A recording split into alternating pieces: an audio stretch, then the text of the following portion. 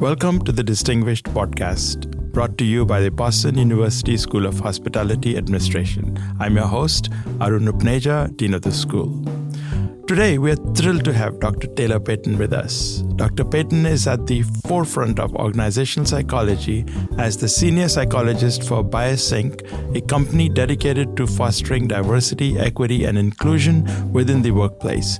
Beyond this, she's the co-founder and president of Mojo Movements, where she champions a certification program for coaches eager to merge human motivation science into their practice.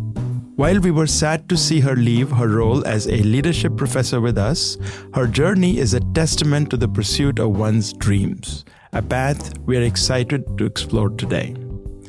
Dr. Payton is a maestro of organization culture, a critical element for the sustainable success of any enterprise. She'll share insights on why finding a company with a culture that resonates with you is more than just a comfort.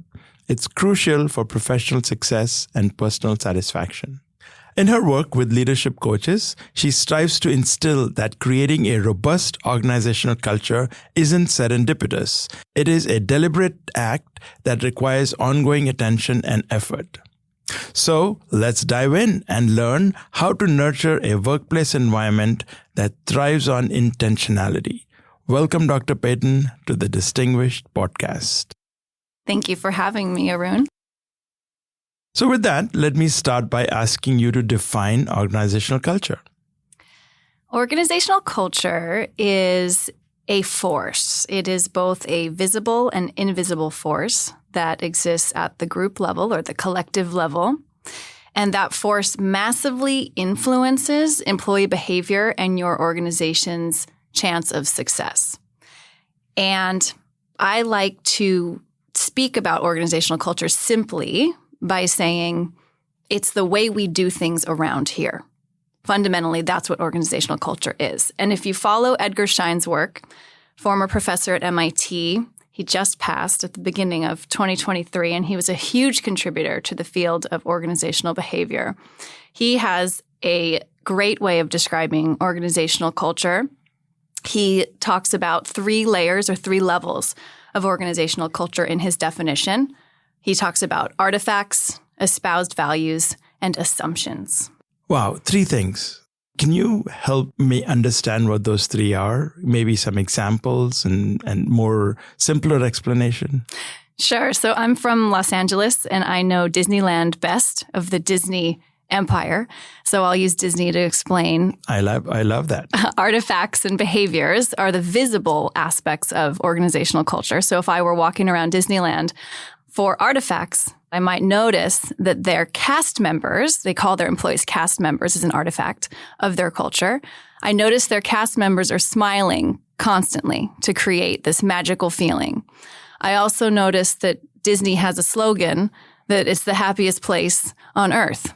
And that's an artifact of their culture. Maybe I'm hearing chimes in the air, the ringing sound of chimes that create a magical feeling. And so that's all part of the experience they're creating. It's also part of their organizational culture. And so that's the artifacts layer of Schein's culture definition. At Disney also, they have the espoused values layer according to Schein's framework, which is, for example, the value of expressing happiness with their guests and with each other, and the value of optimism. And they also have the value of show, being on to perform. So even when their cast members might be cleaning up around the park, they are mindful that they're still on and they're still performing. Those are values they say they have, and that's part of Schein's second layer. The third layer is the assumptions level that Disney would have, which might be the assumption that if cast members and guests are happy, then everything is better.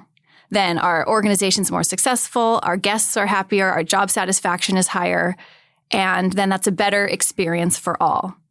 And you know that it's an assumption that you're pushing on in a culture when if you say something to challenge that assumption, people start to get upset or feel uncomfortable. Because imagine walking into Disney and saying, your value for optimism and happiness, that really doesn't matter.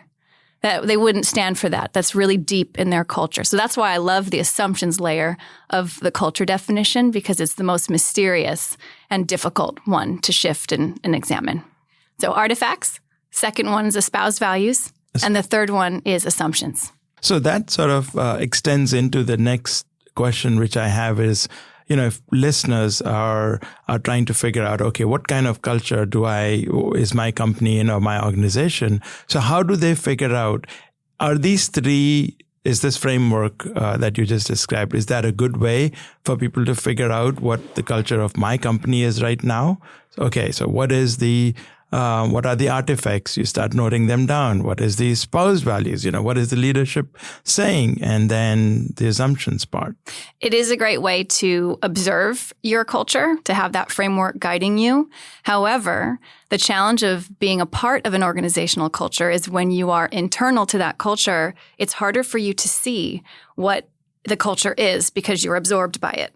So another practice I like to encourage organizations to consider is to bring someone into the organization who's brand new, maybe a third party, even a family member of someone who just hasn't seen the culture, and ask them, what do you see of our culture? And that will be very insightful usually because they're not influenced by it. So this is what I was going to ask later, but this is, I guess, a good time to ask that question, which is, we give advice to students that you go and, don't worry too much about the money or other aspects, but a culture fit is very important. So how do students, when they're interviewing, or even a new employee, when you're interviewing with the company, how do you figure out if there is a culture fit between you and the company? I would like to advise students to consider asking the question, what are the core values of this organization? Ask their interviewee or ask their interviewer that question. Because then you can see by how the interviewer responds if the company has done clear values work. Everybody in an organization ideally should be able to describe your top few values if they're faced with that question. Another thing I would recommend for students to do is remember that what an interviewer might say about their culture could be very different from what the reality of the organization's culture is. And so look for implicit clues. Look for behaviors. Don't only go off of what people say verbally when you're exploring the culture of a new company. For example, maybe the company says that they value promptness, but they were 20 minutes late bringing you in for your interview. That would be a clue. What is this culture really like, even though they say they might want to be something else? And then another thing I would recommend is, especially to an early career phase person, be courageous to experiment with a culture that you might not think fits you at first. Don't only look for the culture that makes you feel comfortable, because you might have a lot more of a growth edge if you join a very hierarchical, bureaucratic culture, when really what might feel comfortable to you at first is a family-oriented, collaborative culture. So consider it part of your growth. One of the things that people talk about, a positive organization culture, but that word can hide a whole lot of things, and you mentioned some of them, if it's a busy culture or if it's a very intellectual type of curiosity type of culture. So obviously the leaders take a big role in establishing the culture. So what are some of the steps that leaders can take to cultivate a positive organizational culture, regardless of the way they define their culture? Well, one big piece is feedback, and to do feedback immediately. So if I'm a leader and I really want positivity and high trust in my environment, in moments when I see people violating that, I intervene and I give feedback, usually in the one-on-one. It's safer and more comfortable. And then sometimes in a group to say, nope, we don't do things like that around here. So you know how I said culture is how we do things around here. It's also how we tend to not do things around here, because one of the assumptions of culture is that we need to be thinking about what doesn't work for us as a group and nipping that in the bud and not letting that perpetuate. So in addition to building organization cultures involving positivity and trust, what are some other qualities of organization culture that leaders might find helpful to have in today's world? Well, culture is a unique thing. It's like a fingerprint. And so it's hard for me to recommend from a normative lens. Every hospitality company should have this kind of culture. It would be impossible to do.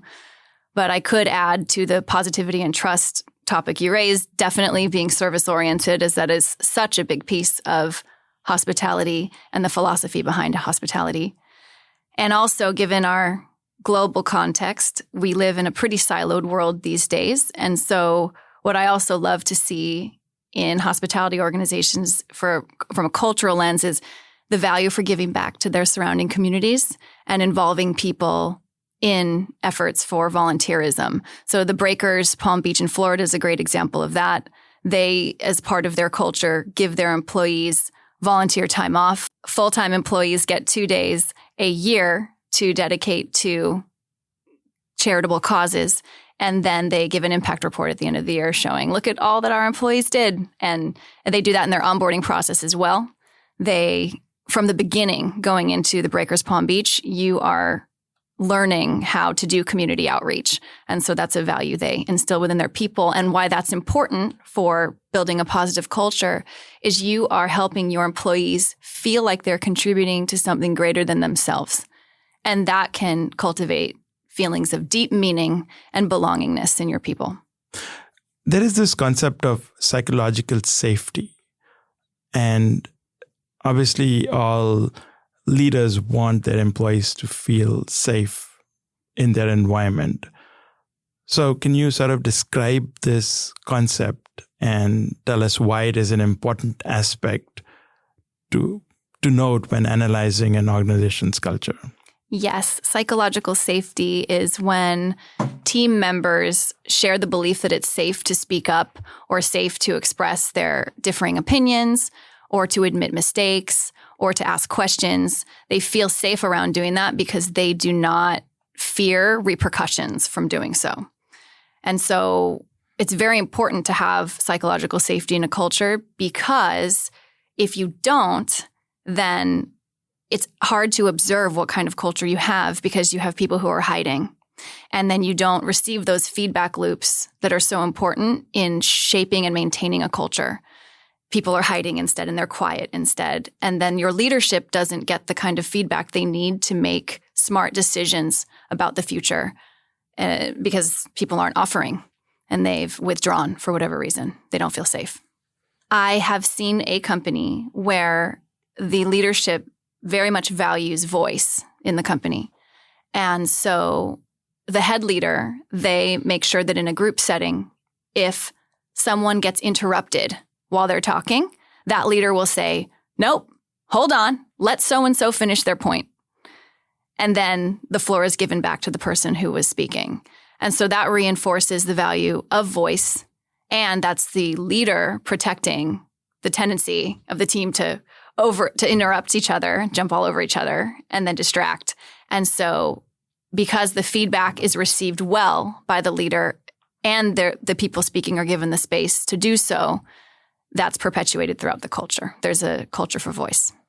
So then employees can feel safe regardless of your level. If you're very senior executive or you're a relatively new hire, everyone feels empowered to speak. And that is one aspect of safety. That's the objective, yes. If you can achieve that, that's a really healthy thing in a company to have. So we've just covered the dark side, which is a lack of psychological safety. Let's turn to the light, which counters when the safety is missing. So trust building. You are the co-author of Trust Score, a specialized training program and assessment for trust in organizations. So can you describe to us what is Trust Score? How did you validate it? Who's using it? And more importantly, who should be using it? Thank you.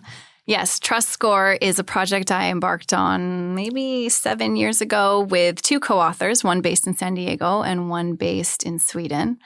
And it is a training program that helps leaders and their teams measure the level of trust that they have in their group and mainly the amount of trustworthiness that the leader's followers grant them. So we measure how capable, how reliable, how caring and how open-minded the followers perceive their leader is, because all of those factors play into trust, the trustworthiness of the leader. And so we have a program for that, to say, for those courageous leaders out there, if they want to know how their team feels about working with them, to take this assessment and take this program. And the assessment has been validated statistically, and it's a reliable assessment. We've done 3 studies to support it.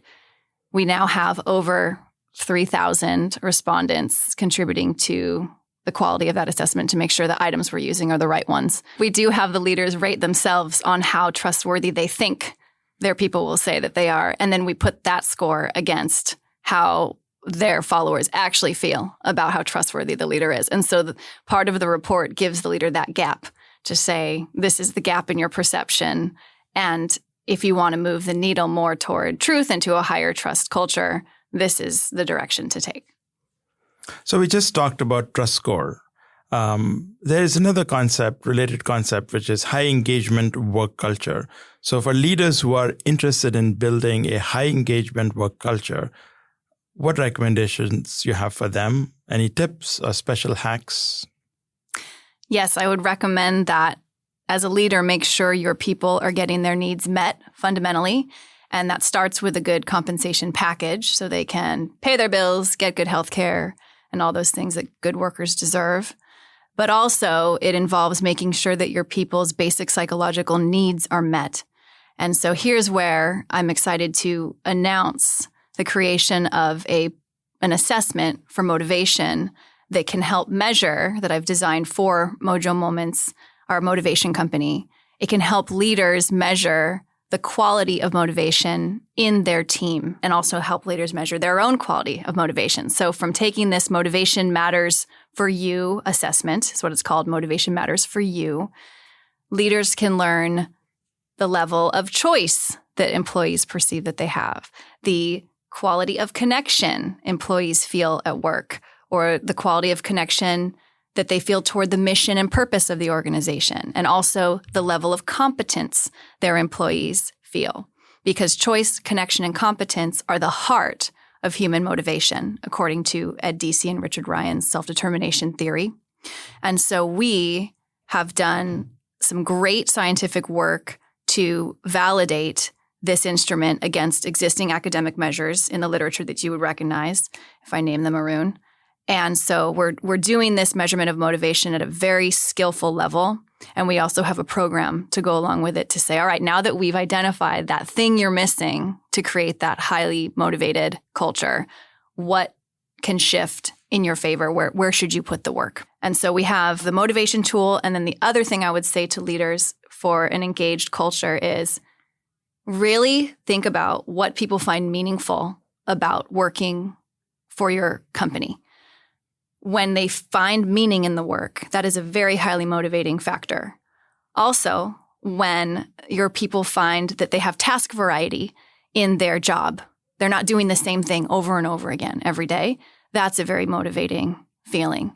And also when your people feel like they have career development opportunities, growth opportunities, that helps with their motivation as well. So those 3 things: meaningful work, task variety, and growth opportunity. And we have research. I've done lots of research with Dr. Dre Zagarmi on his work passion model to prove that. So can you talk a little bit about this tool? Now, is this like a survey that you do of the employees? And based on that survey, the results of that survey, you would then have a follow-up model or sort of a process for the leaders to engage in to improve that.